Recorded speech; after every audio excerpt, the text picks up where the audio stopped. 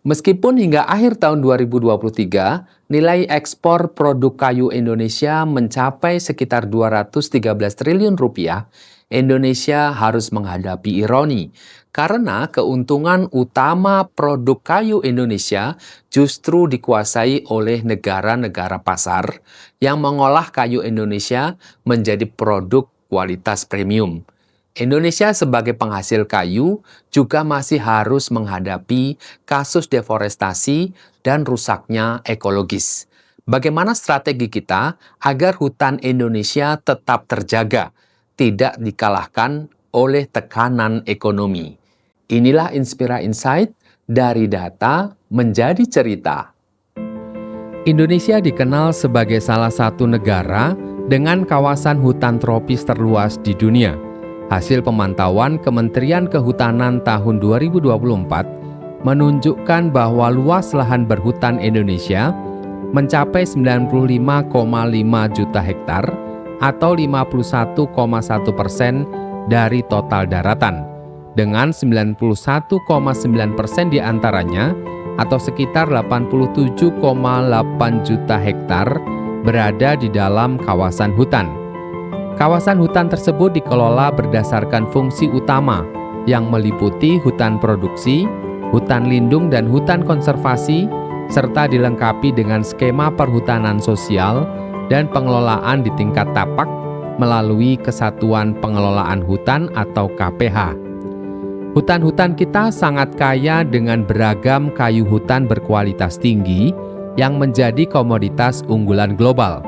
Jenis-jenis premium seperti jati, merbau, dan ulin atau kayu besi sangat dihargai karena kekuatan dan daya tahan yang langka dan sangat istimewa. Sementara jenis serbaguna seperti meranti dan bangkirei banyak diolah menjadi berbagai produk bernilai tambah, mulai dari furnitur mewah, lantai parket, hingga bahan konstruksi berat seperti rangka atap dan jembatan. Industri pengolahan kayu Indonesia juga menghasilkan kayu lapis, papan blok, dan bahan baku untuk industri kertas yang umumnya dihasilkan dari pohon akasia, eukaliptus, dan sengon. Ekspor hasil hutan Indonesia menunjukkan pola perdagangan yang khas, di mana pasar global memiliki selera dan kecenderungan yang berbeda-beda. Jepang misalnya merupakan konsumen utama plywood berkualitas tinggi untuk sektor konstruksi.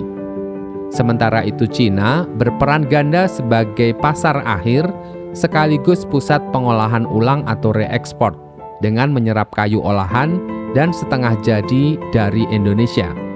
Di pasar barat, Amerika Serikat menjadi tujuan utama produk furnitur dan kayu bernilai tinggi, sedangkan pasar Uni Eropa cenderung menyukai kayu Indonesia yang bernilai tambah dan berkelanjutan, dengan jati sebagai primadona untuk furnitur premium, decking dan interior, disusul mahoni, mindi dan sungkai untuk furnitur modern dan panel dekoratif. Karena itu, furnitur Jepara dan produk kayu bersertifikat dengan narasi keberlanjutan menjadi wajah utama ekspor kayu Indonesia ke Eropa. Pada tahun 2023, nilai ekspor produk kehutanan Indonesia mencapai sekitar 12,76 miliar US dollar atau sekitar 200 triliun, dengan Cina sebagai tujuan utama, yaitu sekitar 5,8 miliar US dollar atau 26% dari total ekspor, diikuti oleh Amerika Serikat dan Jepang. Pola perdagangan ini secara tidak langsung membentuk struktur industri kayu nasional yang masih sangat bergantung pada permintaan pasar ekspor. Melalui peraturan pemerintah nomor 34 tahun 2002, pemerintah Indonesia sudah melarang ekspor kayu dalam bentuk log atau kayu gelondongan maupun bahan mentah dengan tujuan mendorong hilirisasi industri kehutanan domestik, menjaga pasokan bahan baku bagi industri lokal, serta memerangi pembalakan liar dan penyelundupan.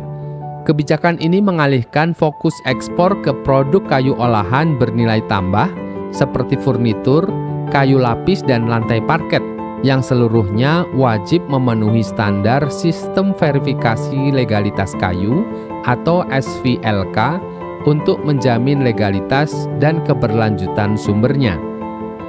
Namun meskipun ekspor produk hilir ini menyumbang miliaran dolar devisa bagi negara, sebuah ironi tetap ada. Beban lingkungan terbesar dari proses industri, mulai dari pembukaan lahan hingga limbah pabrik, tetap berada di dalam negeri, yang berimbas pada hilangnya tutupan hutan, fragmentasi ekosistem, dan polusi lokal. Sayangnya, meskipun Indonesia adalah pemain utama yang sangat vital dalam rantai pasokan kayu dunia, terutama untuk produk olahan dari kayu tropis, nilai tambah terbesar dari produk ini sering dinikmati di luar Indonesia. Rantai nilai ekspor kita terhenti pada manufaktur dasar. Keuntungan terbesar sekitar 60 hingga 70% justru dihasilkan pada tahap desain, branding, pemasaran, dan distribusi akhir di negara-negara maju. Singkatnya, negara-negara maju menikmati produk kayu berharga kompetitif, sementara Indonesia hanya menjadi supplier bahan baku dan produk setengah jadi, tetapi harus menanggung tekanan ekologis, menghadapi kritik deforestasi, dan memperoleh nilai tambah yang relatif terbatas dari hulu ke hilir. Saat ini sumber kayu komersial telah bergeser dan didominasi oleh hutan tanaman industri atau HTI yang menanam pohon cepat tumbuh seperti akasia, eukaliptus, dan sengon untuk memasok bahan baku industri secara efisien.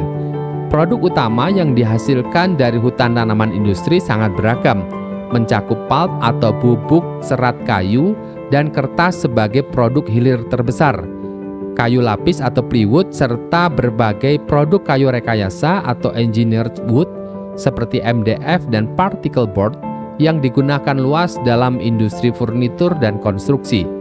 Selain itu, kayu gergajian untuk konstruksi ringan juga dihasilkan, menunjukkan peran vital hutan tanaman industri dalam mendukung berbagai sektor manufaktur berbasis kayu. Pergeseran ini menunjukkan upaya untuk mengurangi tekanan pada hutan alam. Namun, di saat yang sama, komoditas unggulan hutan tanaman industri ini juga menciptakan tantangan tersendiri dalam isu monokultur dan dampak lingkungan. Budidaya hutan tanaman industri yang cenderung monokultur menimbulkan beberapa dampak negatif signifikan terhadap lingkungan, terutama menyebabkan penurunan drastis keanekaragaman hayati karena ekosistem yang seragam tidak menyediakan habitat yang cukup bagi flora dan fauna lokal.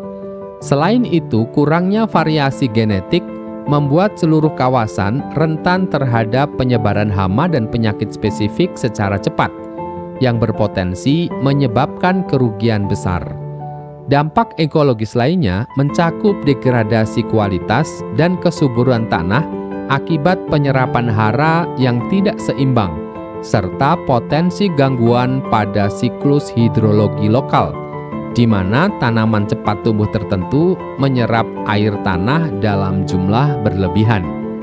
Masalah lain juga datang dari tekanan alih fungsi lahan yang kini menjadi ancaman terbesar. Alih-alih untuk industri kehutanan, konversi lahan untuk perkebunan kelapa sawit sering menjadi pendorong utama hilangnya hutan, di mana kayu yang dihasilkan dari clearing lahan menjadi pasokan sampingan yang besar bagi industri. Fakta kritis dari perbandingan data KLHK dan Kementerian Pertanian cukup mencemaskan. Total luas perkebunan kelapa sawit, sekitar 16,9 juta hektar, telah melampaui luasan seluruh kawasan hutan produksi yang dapat dikonversi atau HPK, yaitu sekitar 12 juta hektar. Selisih luasan ini memberikan indikasi kuat adanya alih fungsi ilegal yang merambah kawasan yang seharusnya dilindungi. Dampaknya tidak hanya kehilangan kayu, tetapi juga hilangnya keanekaragaman hayati dan pelepasan karbon besar-besaran dari ekosistem gambut dan hutan primer yang dikonversi. Sebagai informasi, perkebunan kelapa sawit dan hutan tanaman industri atau HTI seringkali disamakan karena sama-sama menerapkan model monokultur dalam skala besar. Namun faktanya keduanya berbeda secara mendasar dalam regulasi dan hasil produk. Perkebunan kelapa sawit dikelola di bawah payung hukum pertanian oleh Kementerian Pertanian atau Kementan, dengan fokus memproduksi tandan buah segar atau TBS untuk diolah menjadi minyak sawit mentah atau CPO. Sementara HTI atau hutan tanaman industri berada di bawah regulasi kehutanan yang diatur oleh Kementerian Kehutanan, yang produk utamanya adalah kayu log untuk diolah menjadi pulp, kertas, dan produk kayu olahan lainnya. Meskipun program rehabilitasi hutan dan lahan atau RHL telah lama dijalankan dan diatur dalam PP nomor 26 tahun 2020, implementasinya di lapangan belum sepenuhnya efektif karena masih menekankan kuantitas penanaman dibanding kualitas perawatan dan tingkat tumbuh atau survival rate. Selain tantangan teknis, hambatan utama datang dari konflik tenurial, yaitu persoalan tumpang tindih dan ketidakjelasan hak penguasaan lahan antara negara melalui izin konsesi dan hak tradisional masyarakat lokal atau adat. Konflik ini membuat masyarakat tidak memiliki kepastian manfaat ekonomi dan sosial dari hutan yang direhabilitasi, sehingga partisipasi dalam merawat tanaman rendah dan dalam beberapa kasus justru berujung pada pengerusakan tanaman RHL karena hak-hak ekonomi dan sosial mereka diabaikan oleh negara atau korporasi. Inilah yang kemudian melahirkan program perhutanan sosial. Isu lainnya adalah masih maraknya praktik pencucian kayu atau timber laundering yang menyamarkan kayu hasil pembalakan liar. Mekanisme pencucian ini sangat rapi. Kayu ilegal diangkut melalui jalur air dan darat, kemudian dokumennya dicuci dalam tanda kutip dengan cara mencampur dengan kayu legal yang memiliki surat keterangan sah hasil hutan atau SKSHH yang sudah dipalsukan atau dilebihkan volumenya atau over volume. Bukti kegagalan sistem pengawasan ini terlihat nyata dari temuan kayu gelondongan yang hanyut saat banjir bandang di Sumatera. Investigasi menegaskan bahwa kayu-kayu tersebut mengindikasikan aktivitas penebangan ilegal di hulu daerah aliran sungai atau DAS yang sangat vital, menunjukkan pengawasan di daerah konservasi telah jebol. Jika ditelusuri, sebenarnya akar masalah kritis ini terletak pada korupsi dan kolusi sistematis dalam proses perizinan. Sentralisasi kewenangan pemberian izin-izin besar di tingkat pusat menciptakan ruang main mata antara oknum otoritas pusat dan pengusaha besar. Meskipun demikian, praktik ini juga diperlancar oleh korupsi di daerah, terutama pada tahap rekomendasi awal lahan dan pengawasan lapangan. Korupsi ganda ini menghasilkan izin yang cacat di kawasan sensitif, secara langsung mengorbankan masyarakat lokal dan merusak ekosistem hayati. Penindakan tegas terhadap penyalahgunaan wewenang yang melibatkan pusat dan daerah adalah masalah penegakan hukum yang paling mendesak.